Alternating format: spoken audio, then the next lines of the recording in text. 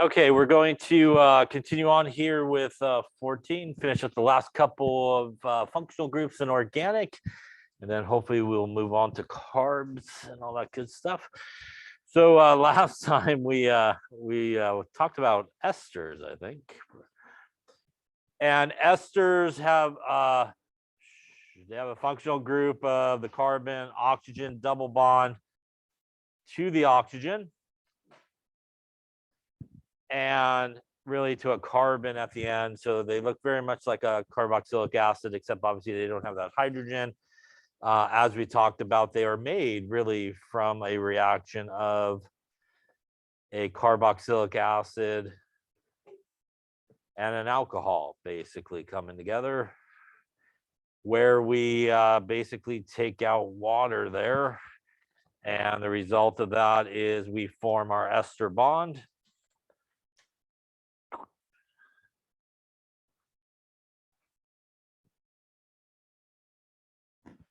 And this reaction is what is known as an esterification reaction. It's basically the formation of an ester as a result of a reaction with the carboxylic acid and our alcohol there. Remember that when we go to kind of name these guys, it is sort of the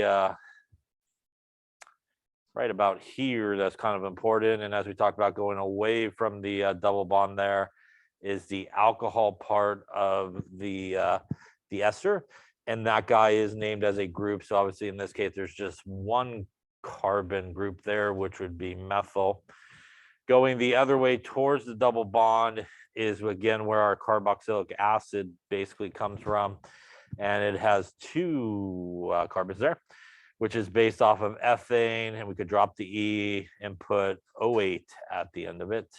And we get something like methyl ethanoate as the name there. We also talked about kind of the reverse of this reaction, which is the hydrolysis reaction, where we basically take a water like this guy and put it back in. And an acid hydrolysis problem going in that direction with the acid as a catalyst, you will get back, again, as we talked about, both of those things completely. You'll get back the carboxylic acid completed, and you'll get the alcohol back. We also talked about the base hydrolysis, which is if you use something like sodium hydroxide or potassium hydroxide, a strong base, you will still get the alcohol back like we talked about, but you will not get the carboxylic acid back. You will get basically a carboxylic acid salt, which is basically a carboxylic acid without the hydrogen at the end. And it has a negative charge. So if you use something like sodium hydroxide, it would be a sodium there. If you use something like potassium hydroxide, it would be a potassium sort of lining up with that. And you would make this sort of salt. And that's the result of the base hydrolysis that we talked about. Again, not using water, but essentially kind of using something like sodium hydroxide or like potassium hydroxide. Any question on any of those things there? Okay, so what's left in terms of organic groups are just some nitrogen containing groups. So we're going to talk about those guys that basically will have nitrogen in it as their functional groups. So let us take a look at those there. So the first one we're going to talk about are amines. Amines are a functional group of organic chemistry, which basically is like NH2 type of functional group. They are basically derivatives, if you will, of NH3, which is ammonia. Ammonia is a weak NH3, which is ammonia. And that is a weak base. So they're very similar to ammonia in a lot of ways that they can interact. But really the functional group is sort of this guy right here, which again, if you drew out ammonia, looks very similar to ammonia. That's kind of very similar. So we're sometimes referred to, thank you, as derivatives of ammonia here. And so if you see that sort of NH2 group, and I think we saw this group when we talked about benzene, this is the group that you see on Analyn, which is basically a benzene ring with that group attached to it.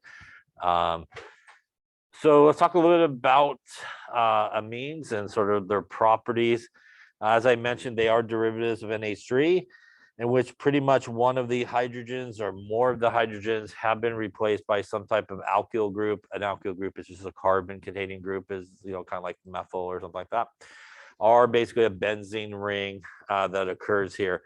They contain a nitrogen attached to one or more alkyl or aromatic groups. So right here is our amine. In this case, it's actually attached to 3 different sort of carbon type groups. This amine over here actually has this group and this group right here, as opposed to this guy that's obviously got these 3 groups attached. And this is basically a benzene ring that has our NH2 group attached. And this is Analyn, which is one of those names that we talked about, sort of a historical name that is used for that. So it typically will be a nitrogen with maybe 1 hydrogen, maybe no hydrogens, maybe 2 hydrogens are the different ways that you will kind of see amines there. Just like carbons, just like alcohols and everything else, we could also classify amines as primary, secondary, or tertiary. In this case, we're actually going to be looking at the nitrogen and how many carbon groups are attached directly to the nitrogen. So in this first one here, that obviously is our nitrogen, that is directly attached to just 1 carbon group. So this would be what is referred to as a primary amine. Going next door, one more thing here, that is our nitrogen that is directly attached to 1 and 2 carbons. So that would be a secondary amine. And lastly here, that is our nitrogen, which is attached to 1, 2, and 3 carbons, which is our tertiary amine. So we very much can classify these guys kind of the same way as we do carbons. Except obviously in carbons, we're looking at the carbon, but here we are looking at the carbons attached to the nitrogens. And much like all other classifications, primary, secondary, and tertiary, like we talked about, I personally go with the carbons. Some people count hydrogens and kind of do the same thing when they do that. Any questions on that there? So the way that we name them, as you can kind of see down here, after we sort of classify them is, we'll go with this type of naming here, which is more of a common way of naming amines. And we kind of, much like what we did with the ethers, where we kind of put this oxygen in the middle and look what was to the right and to the left. We can kind of do the same thing here with our amine, kind of take the nitrogen and see what group is attached. And that obviously is a methyl group, and basically just put amine at the end of it. So that would be methylamine. If we look at the secondary one, it has got a methyl group on one side and another methyl group on the other side. So putting those together would give us dimethylamine. And our tertiary one here has 1 methyl group, 2 methyl groups, and 3 methyl groups attached. So in this particular case, this would be trimethylamine. So I'll be honest with you, this is not really the IUPAC way of naming. It is more the common sort of name, way of naming, and that is the way we'll go with.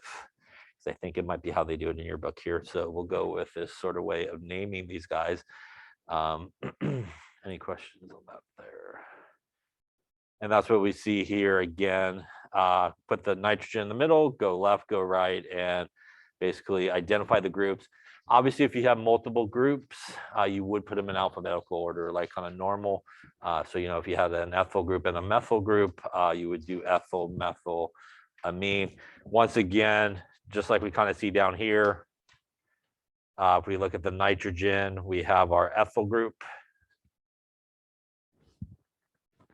We have our 2 methyl groups, which gives us our dimethyl. And once again, we do ignore the prefix. So we're looking at the M versus the E here, where we put it in alphabetical order. So ethyl dimethylamine would be the name there that we would go with that. Any questions on that there? All right.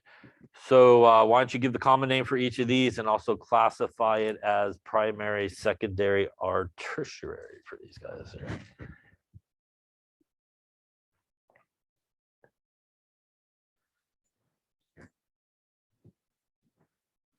And why don't you also draw, let's just do,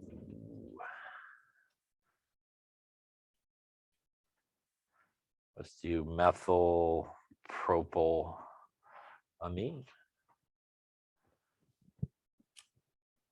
Look here, so we'll start with the classification. That is a nitrogen there that is directly connected to one carbon. So that would be a amine. Basically, we will take the nitrogen as sort of what we're looking at, and really the only carbon group attached right there are 3 of them. So that would be a propyl, I believe, and an amine at the end there. Any question on that one there? Taking a look at this nitrogen, it is attached to 1, 2, and 3 carbons, which gives us a tertiary amine. In this case, we have a ethyl group. Obviously, here we have 2 methyl groups. So putting that together alphabetically, we will go with the ethyl first, ignoring the prefix there, dimethyl, and then we will lay up a amine at the end there. Any questions on that particular one? Now, if we're going to draw this, we will go backwards here. And once again, kind of like what we did maybe with like the ether as well, we will start, probably best way to do it is actually with the nitrogen sort of as your center point. So that's what I'm going to do, is kind of lay up my nitrogen because obviously it's an amine. Propyl means that there should be 3 carbons. And again, you could go left side, right side, whichever side you like. I'm going to go right on that one. We're going to go with 3 carbons here. Methyl means there's just 1 carbon. So obviously I will go the other direction at this point. I will fill in my hydrogens here. So that would be 3. That would be 2. That would be 2. That would be 3. Now, the nitrogen itself actually will need a hydrogen there because, again, it's kind of like ammonia. It's got to have kind of 3 bonds, if you will. So it will need that hydrogen there. It has the 2 dots, which are often not drawn in these pictures right there on the nitrogen. So to get it to really its octet rule, it needs that extra hydrogen there. This would be a primary, secondary, tertiary amine here, I drew. It would be a secondary. Again, if we look at our nitrogen, we got a 1 and a 2 carbons attached. So as you can see, a primary amine will need 2 hydrogens. Secondary amine will need 1 hydrogen, and a tertiary will have no hydrogen. So that's something to keep in mind if you're sort of drawing them. You got to just make sure, really, if you want to think about it, make sure the nitrogen's got 3 bonds. And if it doesn't, throw a hydrogen in there to get it to 3. Any questions on that? Yeah. All right. Now, if we have some aromatic amines that does contain a benzene ring, as I mentioned, as we saw when we were talking about benzene, go that way. This sort of benzene ring with the NH2 has a special name, which is known as Analyn. And if we did have some other group attached, we would do our normal sort of numbering. Where the NH2 group is attached would be carbon number 1. And then obviously we would want to go whichever way there would give this second group the smaller number, which in this case is 4. I think you could get that either way. In this case, we'll get you to 4. This would be 4-bromol aniline. Now, something kind of unusual that occurs in the names of sort of amines and also amides is sometimes you do end up with a group that's actually not attached to a carbon, but it's actually directly attached to the nitrogen. So normally when we have groups attached to the carbon, like we just did here, we give a number, right? We give us like a carbon number 4 or carbon number 3, whatever it may be. When we have like an amine or an amide that has a group that's actually attached to the nitrogen, we will sometimes use N in place of the number to say, hey, that group is hanging out on the nitrogen, basically.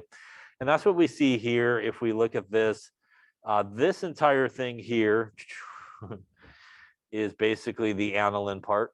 And in this particular case, it looks just like a lonely line where maybe they forgot to write something there, but again, a lonely line with nothing at the end of it. is a methyl group, right? So that is actually a group that's attached. But here it is not attached to the carbon, but it is attached to the nitrogen. So that is where this name comes from, N-methyl, which basically means that that methyl group is attached to the nitrogen and not a carbon. So that's what the N means. By the way, before I graffitied it here, what type of amine would this be here? This particular one here? Primary, secondary, tertiary?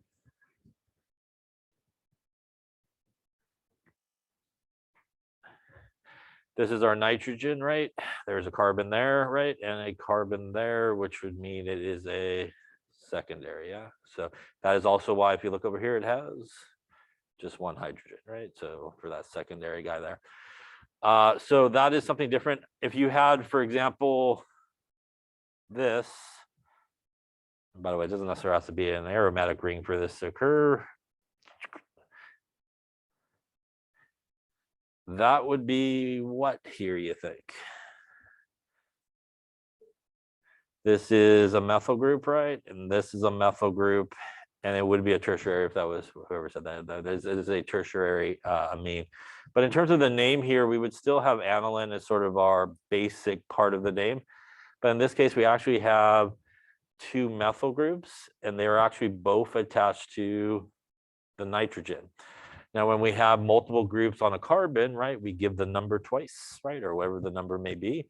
We actually would do the same thing here. This would be something like N, and I'm going to run out of room, so I'll come down here, dimethyl aniline. So sometimes you actually see two N's, and that means that both of those groups are attached to the nitrogen like we have in this situation here. So sometimes as people look at it and go, it's kind of weird, like NN, what does that mean? So it means, again, both of those groups are attached there. Question on that? And again, you'd be correct. That is a tertiary one. We see no hydrogen on the nitrogen in that one, again, because it's all made up with the carbon bonds. Any questions on that there? All right, so why don't you name these guys, see what you come up with here.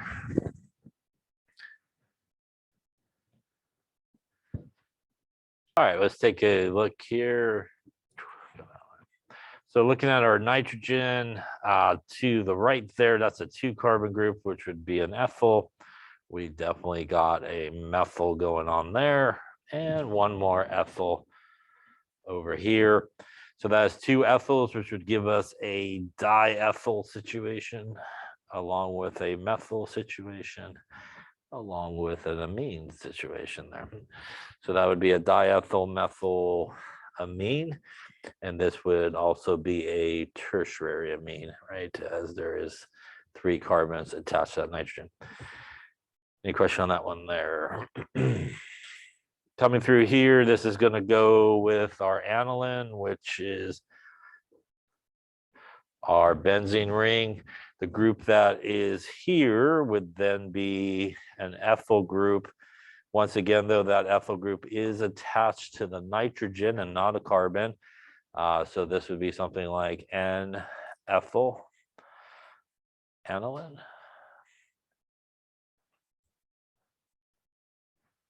Any question on those names there? Yes, sir. What's that? Yeah. It's in the name, right? It's in actually this name. That's actually a benzene ring. And a benzene ring that basically has like an NH2 group on top is basically aniline. So that's the part of it, yeah. Other question? Yeah.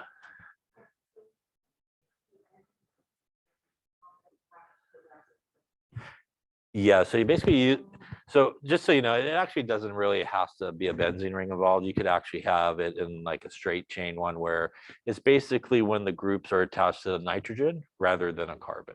So that's when you would use it. Yeah. So I think your book kind of exclusively goes with maybe just like the benzene ring type of deal. But in reality, you can have like a another way you can name some of these kind of secondary or tertiary ones is you could use it and there as well. So the more IUPAC way of naming, or another way of naming, is you could kind of go like, for example, the top one there, something like N-ethyl, N-methyl, ethanamine would be kind of the proper, another way that you could name that guy. So it can actually be used sort of in the straight one, but for us, I think they kind of focus in more on the benzene ring, but basically that just means it is attached directly to nitrogen rather than a carbon.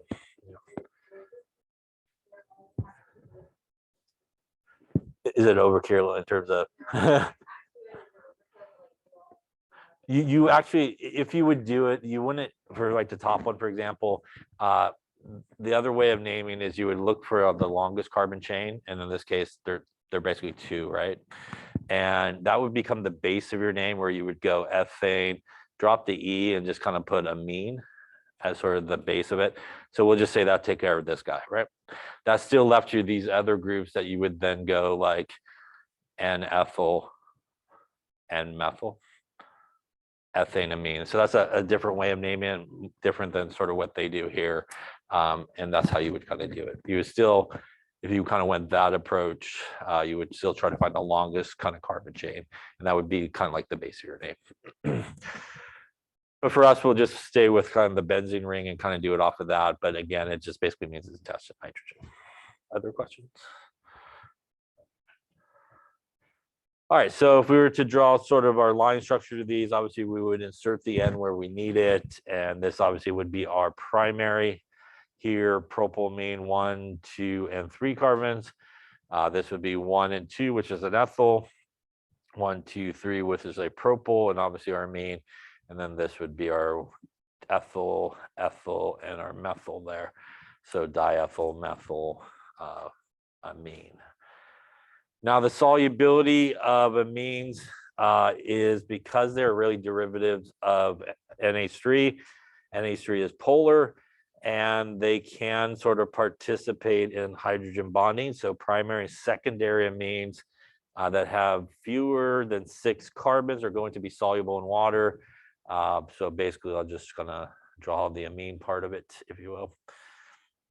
So this guy here, the amine part, will be able to interact well with water through hydrogen bonding. So it can do that.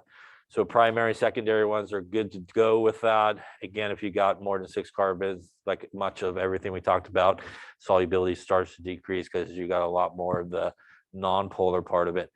Tertiary amines cannot be soluble in water because they cannot hydrogen bond, because if you have a tertiary amine, you have this situation occurring, which means he has no hydrogen to hydrogen bond with. So it makes it really hard to kind of do that. So tertiary amines cannot participate in hydrogen bonds. So they're not very soluble, obviously, in water, but primary and secondary ones that still have that hydrogen can do that.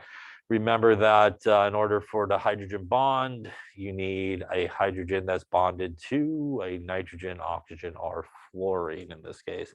So obviously primary and secondary amines basically meet that quality right there by having that nitrogen and hydrogen sort of attached to each other. So because amines have that polar bond, we can form hydrogen bonding. And again, as I mentioned, tertiary guys do lack the ability to do that. They could only hydrogen bond with water to the nitrogen. They cannot hydrogen bond with themselves, but they can still do it with water. But the solubility is really a lot less in those guys because of that. Like alcohols, amines, including tertiary ones, are soluble because they do form hydrogen bonds with water. So just to clarify, they can still, even a tertiary guy, can still hydrogen bond with water through the negative and the positive here. What I was talking about previously was that they cannot hydrogen bond with themselves, as obviously they lack the hydrogen bond, so they're not able to hydrogen bond with themselves here. But they can still participate in hydrogen bonding with water. So it does make them soluble. I may have misspoke earlier, but it does make them soluble there in water. But they will not be able to hydrogen bond with themselves, which means they have actually lower boiling points, is I think what I was trying to say there. because of that lack of ability to hydrogen bond with themselves. In amines that have more than 6 carbons, the effective hydrogen bonding is diminished. So again, as you can see here, you just got all this non-polarness all the way around. And again, just that one little place where it would be able to interact with water. And as we talked about before, it's sometimes referred to as steric hindrance. Things just kind of get in the way of water being able to kind of get in there and interact with it. So much like most organic things, as you build out more carbons, 5, 6 or more carbons, the solubility definitely decreases a lot in water. So which of the following compounds are soluble in water? Should the first one be soluble in water? I'm going to say yes, it should. So it could hydrogen bond with water right there through the amine group. The second one, yes, as well. It also could use some hydrogen bonding there with it. The third one, no, it is an alkane here, actually. Throw back to the old chapter there. There's no obviously ability to hydrogen bond. Again, even though it has hydrogens, right, it's got to be, the hydrogen has to be directly attached to a nitrogen, oxygen, or fluorine, and the carbon hydrogen bond is non-polar to begin with. Any questions on that there? Yeah.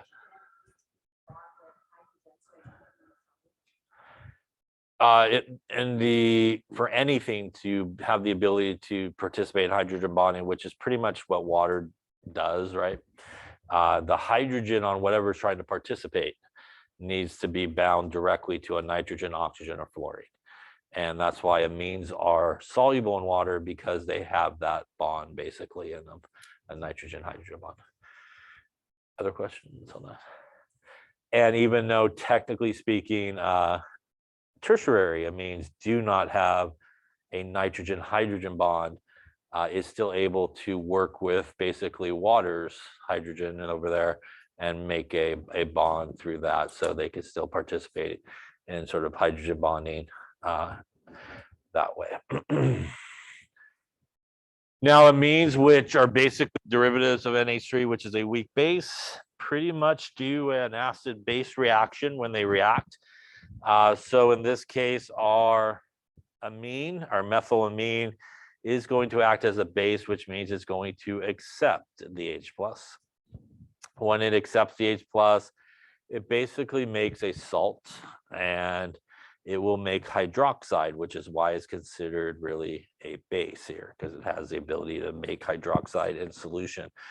So these guys, when they basically react in water, primary and secondary amines basically will do your Bronsted-Lowry acid base definition, and they will accept the H+, and it will form hydroxide when they are in water. And again, really why they are sort of basic. And that's the exact same thing that we see here with ammonia. It will accept the H+ coming over. Now, amine salts form, and they're responsible for other things like the odor we see in fish. You can neutralize it by adding an acid. And again, it will kind of do that reaction there. As we see here, if we add an acid, same thing is going to happen. Once again, our amine is going to act as a base, which means our acid there, which is hydrochloric acid, will send the H+ over. And basically, it just gains the H+. And when the H+ goes away, the Cl becomes Cl-. And again, it makes basically an ammonium salt, is sometimes referred to. In this case, methyl ammonium chloride. You don't have to worry about naming the salts or anything like that, but they basically will make a salt in the same. And it's the basic acid-base reaction, same thing here. Even though it may look a little different, it's just going to send over an H+. And really the only thing that's different is we added an H and a plus to the original guy, and everything else stays the same. And once again, we get our Cl- that occurs in that particular case. So pretty simple sort of reactions with amines in this case. They basically act as a base. You're just going to send an H+ over and keep everything else basically the same. Obviously, the H would add into the nitrogen. Yeah, so the H+ would go into where the nitrogen's at in each of these cases. All right. we're not going to worry too much about the properties of salts, but as you can see, they're used in a wide variety of things like Benadryl and so forth, and some other things as well, some cocaine, you know. Also, there are sometimes alkaloids here, and here's our amine sort of groups, like nicotine as well. And obviously everybody's favorite, caffeine as well, right? The amines all over the place in these guys here. And some morphine as well. All right, so let's draw the condensed structure or structural. I'll spit that out. All right, just draw one of these, both of these guys. Go with whatever one. You go with the condensed formula. So as I mentioned, you know, I'm going to probably just start with the end. Seems like a nice thing to do. Once again, here we have propyl. So I'm going to do my 3. And I got my methyl, which I will do my 1. And I think I made this one up the other day, a second ago, huh? So that we'll put in our hydrogens here. And then like we talked about, we will need one more bond there to the nitrogen to get it to 3. So if you want to remember, just remember that ammonia looks like this. It's got 3 bonds. So that's sort of how this guy's got to end up with, not with the hydrogens necessarily, but it does need those 3 bonds. Any questions on that there? Analyn is really our benzene ring, also with a nitrogen, which frankly you could put on any carbon you like there. Since I did put it up here, that would be number 1, and right here would be number 2, and that is where the Cl. I once again know that the Cl is actually attached to the benzene ring because I do not have an N here. I have an actual number, so that tells me it's attached to the carbon. If it said N-chloral, then it would be attached, obviously, to the nitrogen. Once again, I want to look at my nitrogen, make sure he's okay. Is he okay?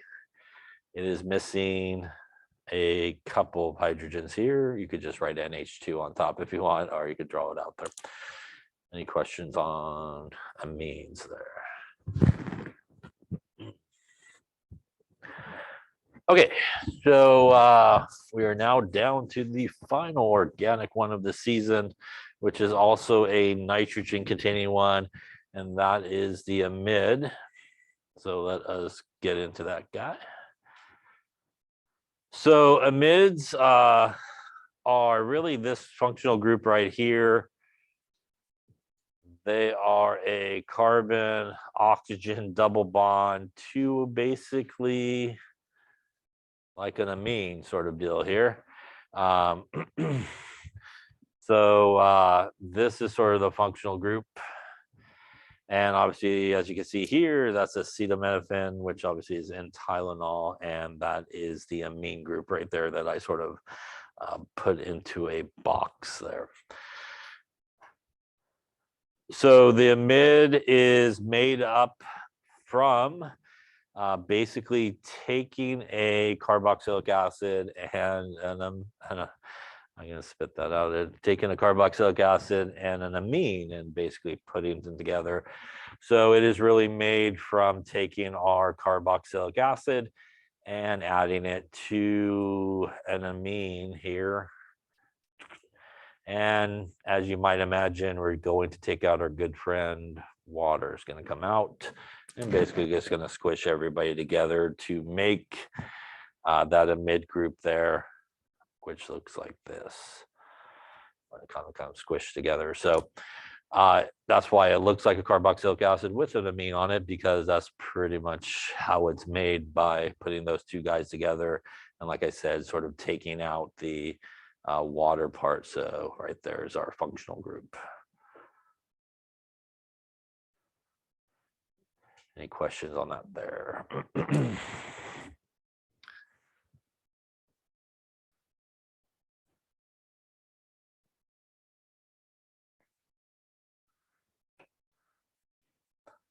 So this is what is sometimes referred to as a amidation reaction. And really, as I mentioned, we're going to take out water and squish everybody together.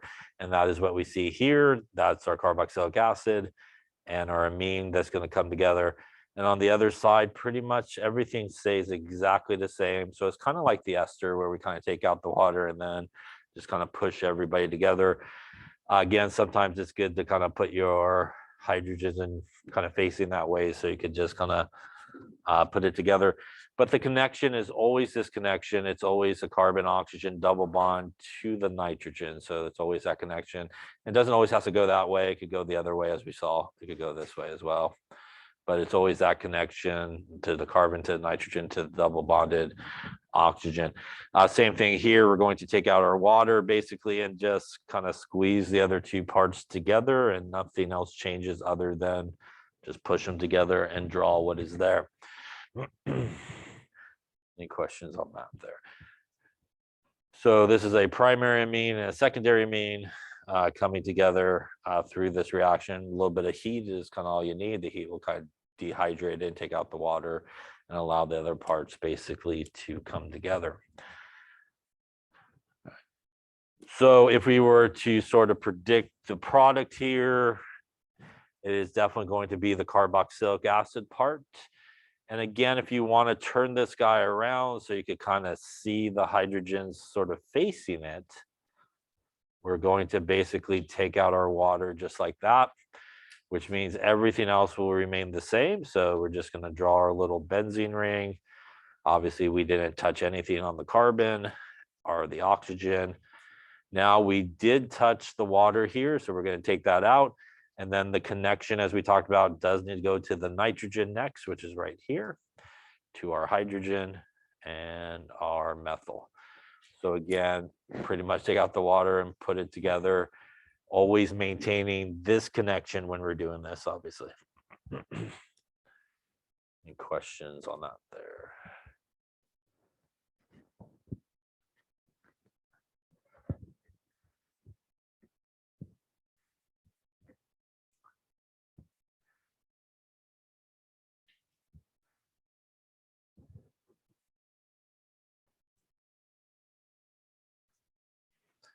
So again, sometimes people may be tempted to try to throw this onto the ring, but that again is not where basically it's going to occur. Remember, all these reactions really occur at where the functional groups are, right? So that's why we want to take it from the functional group to the functional group.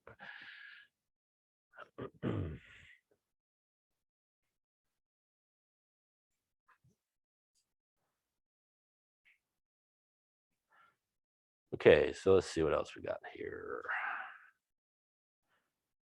They agree with me, so that's good. All right. Naming amides, let's not.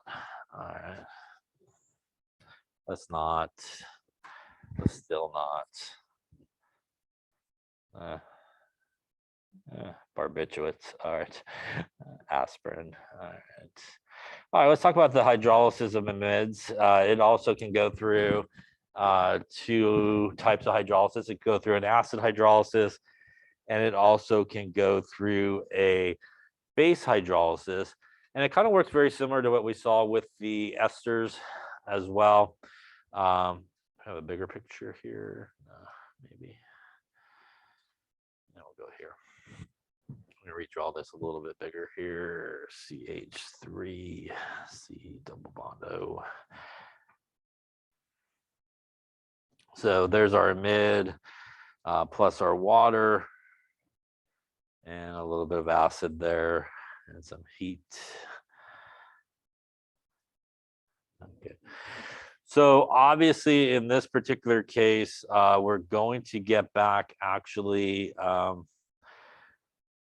both parts of our guy. We're going to get back our carboxylic acid and our amine when we do the acid hydrolysis. And just like when we put it together, this is sort of the reaction that will break it apart, and it's going to break apart in the exact same spot. And really to the left here, right, is going to be our carboxylic acid. So we could really draw exactly what we got going on there. And obviously, if I wanted to finish out my carboxylic acid, I need to add a OH, right? So that gives me a carboxylic acid. To the right is going to be our amine. And in this case here, we're actually going to get back our amine. So if we keep track of just what we've put on already, we already put this guy on, right? So that leaves one hydrogen and another hydrogen. So they actually both will end up, I was making a different color here. They both will actually end up onto the nitrogen. And that will make NH4 plus, like ammonium. And we will have still a Cl that's left over, which will give us Cl minus. So that would make ammonium chloride, basically. So we kind of use all of our parts here in a sense. So when you do the acid hydrolysis, you get a carboxylic acid and an ammonium salt. That's why the guy on the right actually gains an extra hydrogen, 2 of them instead of 1. And we get that ammonium salt. In the base hydrolysis, you get the carboxylic acid and an amine or ammonia. So in the base hydrolysis, you actually get back a carboxylic acid salt and the actual amine back in the base one. So we'll look at the base one down there, which is they have this, I think.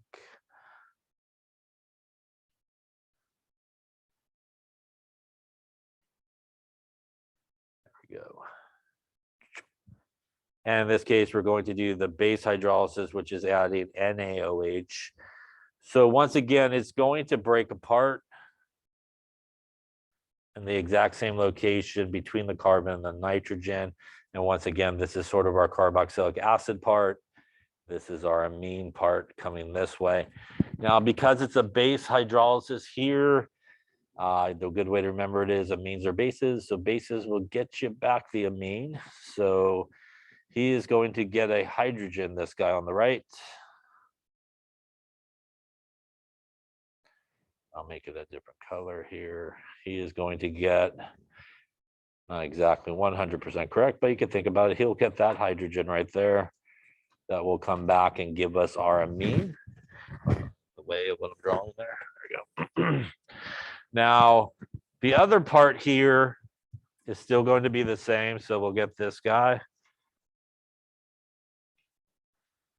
And you can see what is left at this point is really just an oxygen and a sodium. So it's actually going to make a salt here, kind of like what we saw in the base hydrolysis of an ester. And we will have the sodium that will attach there. So it really makes a salt here. Carboxylic acid salt is really what that should say. And an amine. So in the base hydrolysis, you actually do get the amine back in this case, and you don't get the carboxylic acid. But in the acid hydrolysis, you get the acid back. So that's a good way to remember it. Acid hydrolysis of this guy, you get the carboxylic acid back. Base hydrolysis, you get like the NH3 base, sort of amine back as what happens there. Any question on that reaction?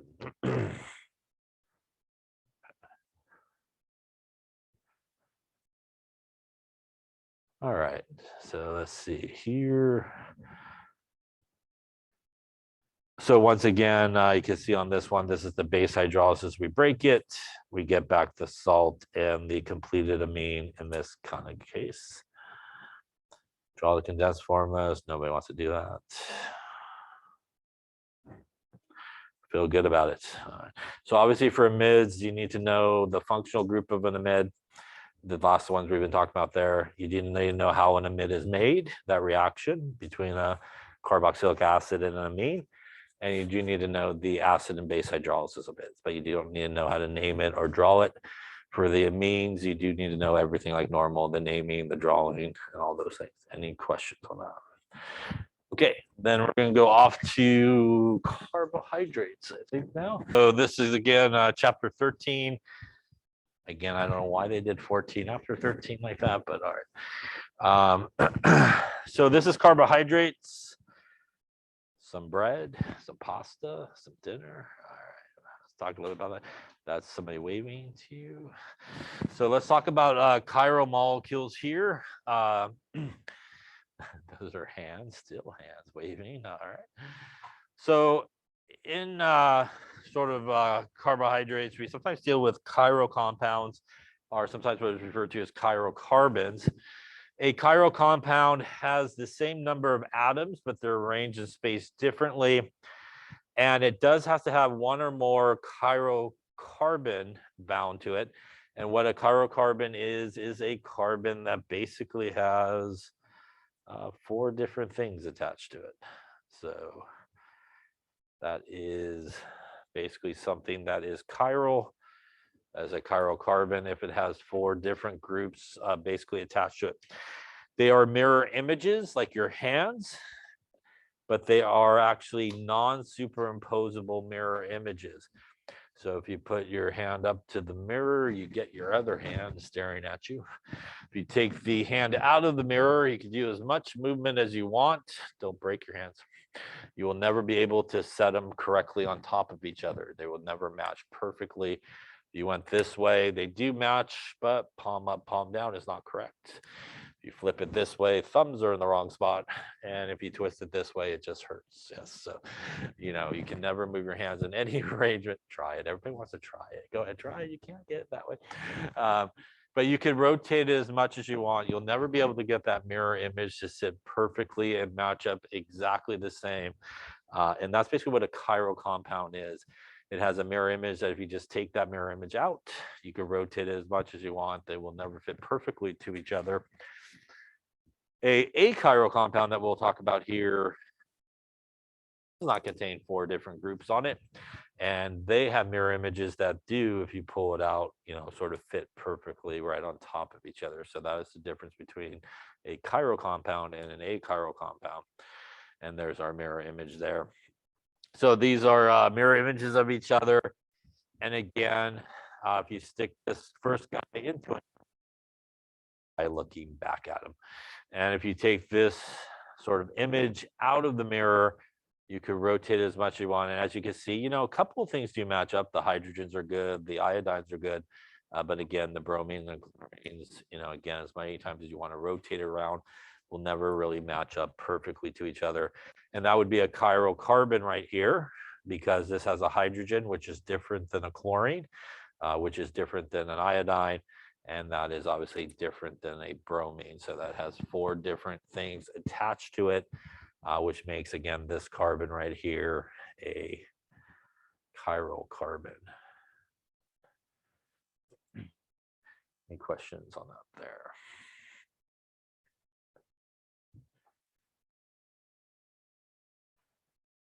Now, as I mentioned before, there are also some structures which are referred to, or carbons which are referred to as being achiral.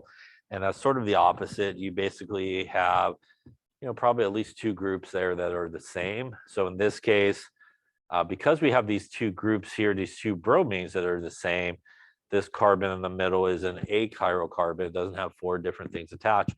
And what that actually means is if you do take the mirror image out, in this particular case, all you have to do is do a little bit of rotation and you will be able to get everybody to sit perfectly on top of each other. The hydrogens will match, the bromines will match, and the chlorines will match up perfectly. Really, because you don't have 2 different groups here, you got 2 of the same. So that's going to allow it, when it rotates, to eventually hit an arrangement where we're good to go in terms of everybody fitting on top of each other. Here are some everyday chiral and achiral things. We have our gloves, our golf club, which is chiral, our soccer ball, which is achiral, our glass, right-handed scissors. I'm not sure about left-handed scissors, but right-handed scissors apparently look like that, I guess. I personally just grab scissors and hope for the best. So identify each of these as being chiral or achiral.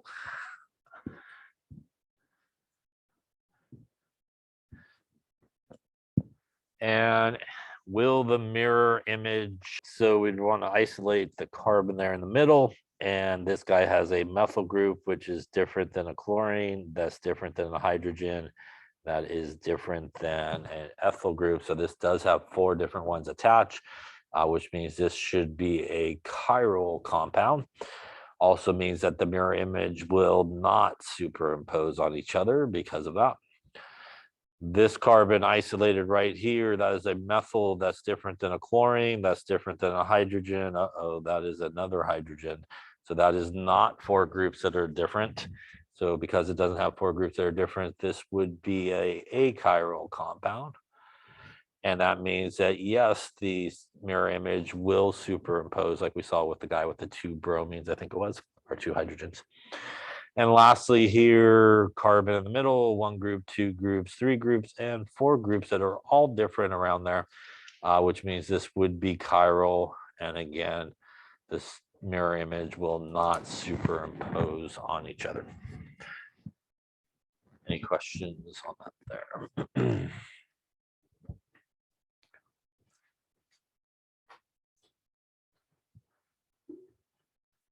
Hopefully they agree. So that's good. They do agree.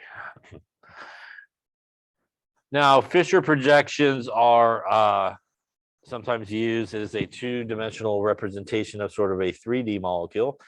The most oxidized group usually will end up on top. We use vertical lines in place of dashes for bonds that go backwards and sort of wedges that come forward. So sometimes you'll see some of these things drawn with these Fischer projections, which sort of look like on this page. We're not going to do too much of that sort of drawing, but we'll kind of do some of the drawings that we do see on the bottom here. And basically, we'll do this type of deal a lot of times when we draw these carbohydrates.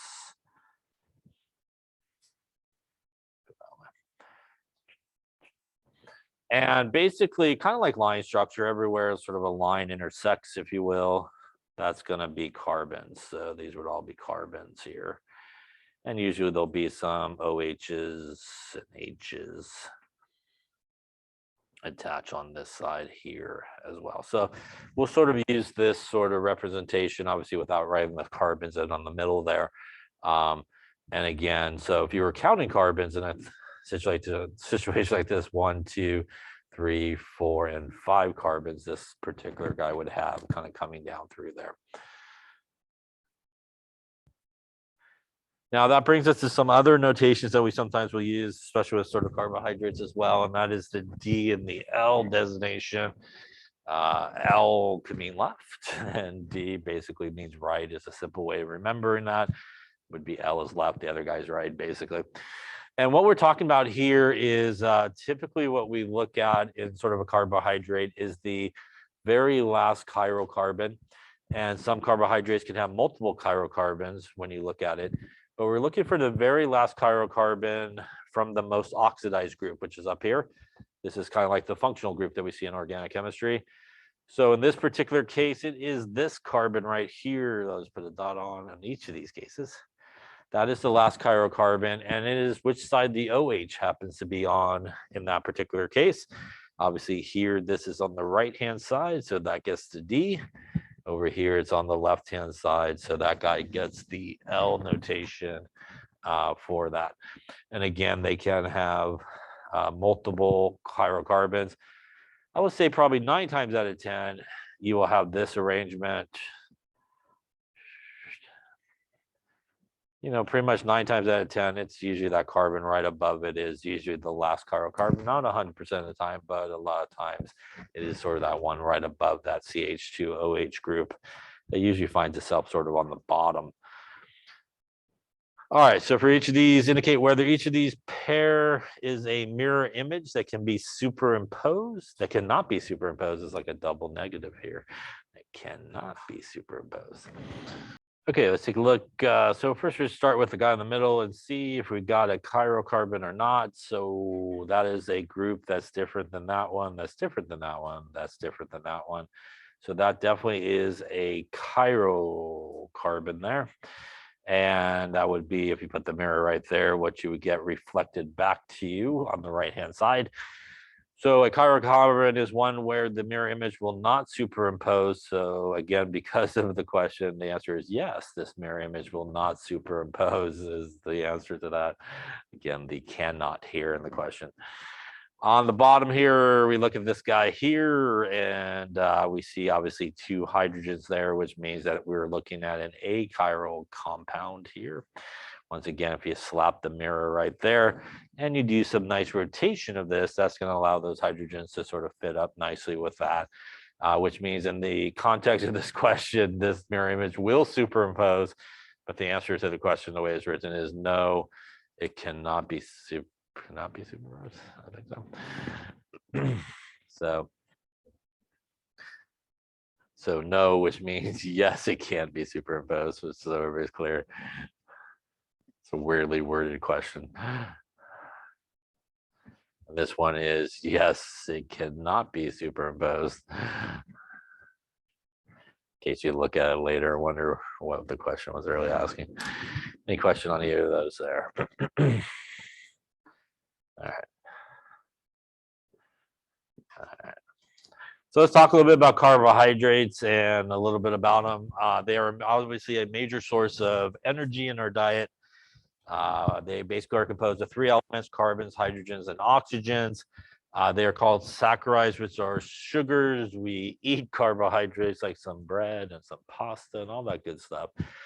It goes through your body, goes through a little bit of glycolysis, right, and burns it up there. And then, you store some of it as well that you can use later on through gluconeogenesis and break it back down. And then I fell asleep in biology, but I do remember those type of things.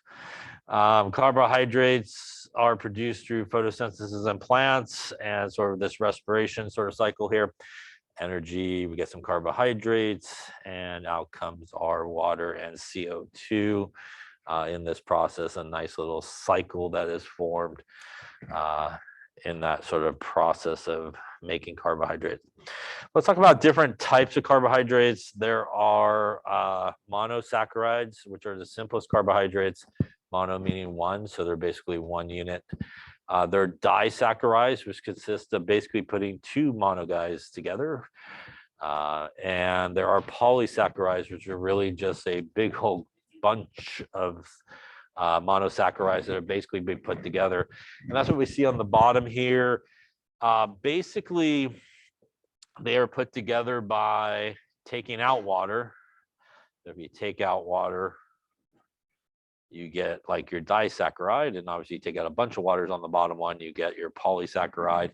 And if you want to break them back apart, you would throw the water in and they would break apart into the monosaccharides as well. So we're going to look at each of these a little bit closer here. So let's start with monosaccharides. Monosaccharides consist of usually 3 to 6 carbons, and they typically have a carbonyl group. And if you remember, it's the same carbonyl group that we saw in organic chemistry, which is this guy right here, a carbon-oxygen double bond is our carbonyl group. And very much like what we saw in organic chemistry, they pretty much have an aldehyde or a ketone group that's part of the carbohydrate, which means, again, they will have either towards the top the aldehyde group, just like what we saw in organic chemistry, or they will have your ketone group, which once again is your 3-carbon run there, and also towards the top. These guys are usually placed on the top of the drawings because they are the most oxidized part of the molecule. So these guys typically go on the top. And in between there in the bottom is some like OH groups and hydrogens, and then your CH2OH is typically there at the bottom. So they do have sort of the functionality a little bit of our aldehydes and ketones. And we do actually distinguish different carbohydrates based on what sort of functional group that we do see sort of at the top of it. So let's take a look at, I think the first one here. These are aldoses. And the aldoses kind of sounds like aldehyde, and that is because they have the aldehyde group up there on top.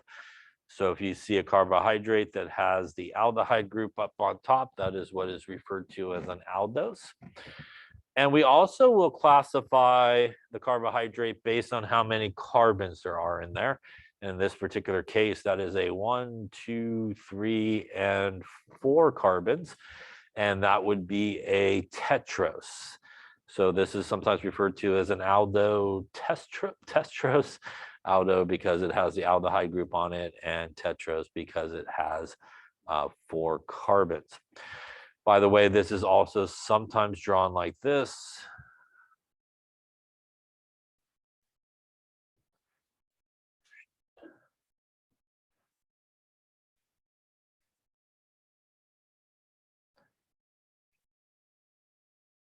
So again, kind of that more of that like line structure, which is very common.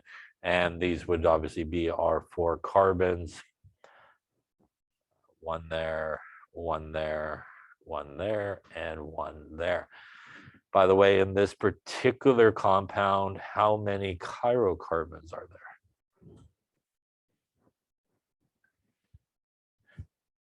Let's start with the top one. Is this a chirocarbon?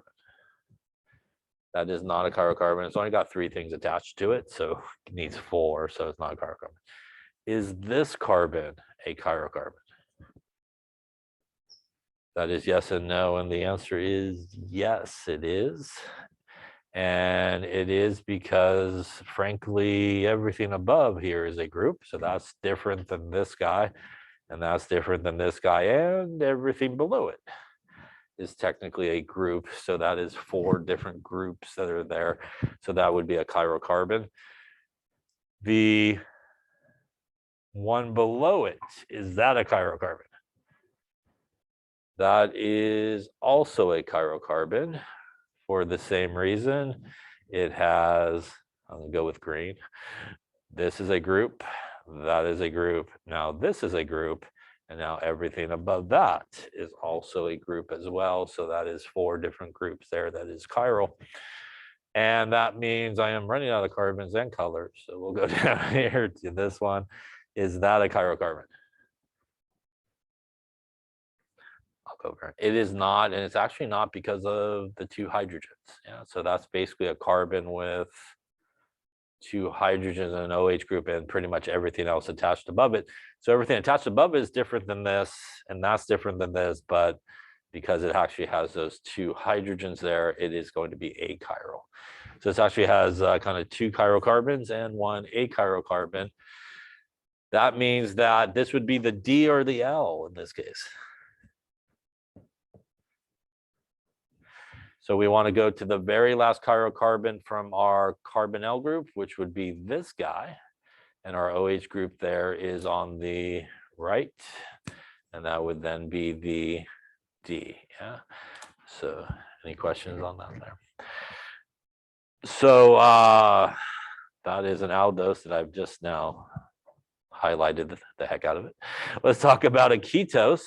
A ketose kind of works the same way, except that it does have the ketone group basically attached to it. And we see our ketone group right about here somewhere, right here. So 1 carbon, 2 carbons, 3 carbons with the double bond happening right there in the center carbon. So just like what we saw in organic chemistry, that has the ketone group right there. And that makes this a ketose. We could also count up our carbons.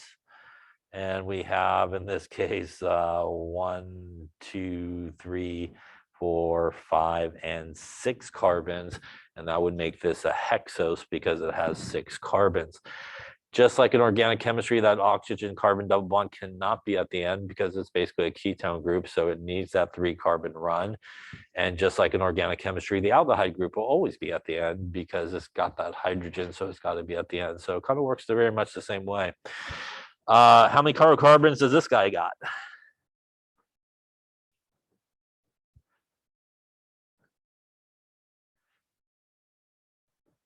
We'll start up here again. Is that chiral?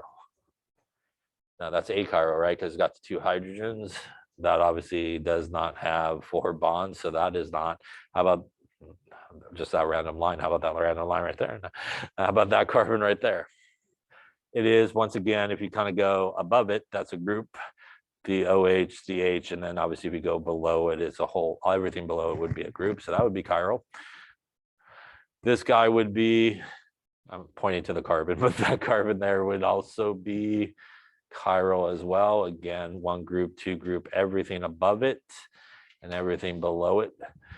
And this guy would be chiral as well. Again, 1 group, 2 group, everything above it, everything below it. How about the last carbon down here? That would be achiral, right?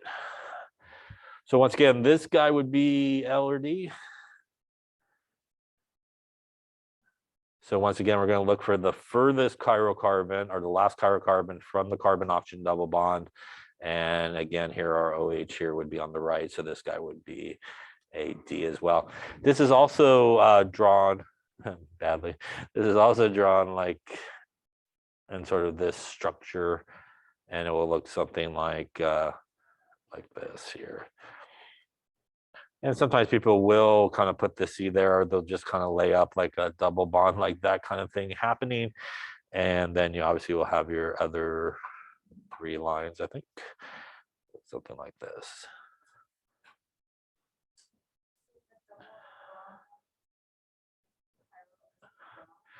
Not technically, because you got to kind of have 4 bonds usually. I'm sorry, I don't know that. So you probably wouldn't necessarily classify it as achiral. It could, I guess, be, but technically, achiral is somebody that doesn't have that has 4 things attached, but not 4 different things attached. Is usually what we go with. Achiral would be these guys. You probably wouldn't classify perhaps that one as being achiral. And again, this would be where obviously our carbon would be in that case. Any questions on that there? All right, so finish up for today. Here is this an aldo, ketose, tetros, pentose, hexose. The first one is a aldo, right? Because of the aldehyde group that is there. And is it tetros, pentose, or hexose? It is 1, 2, 3, 4, 5, and 6. So that would be a hexose. And how many chirocarbons does that guy got?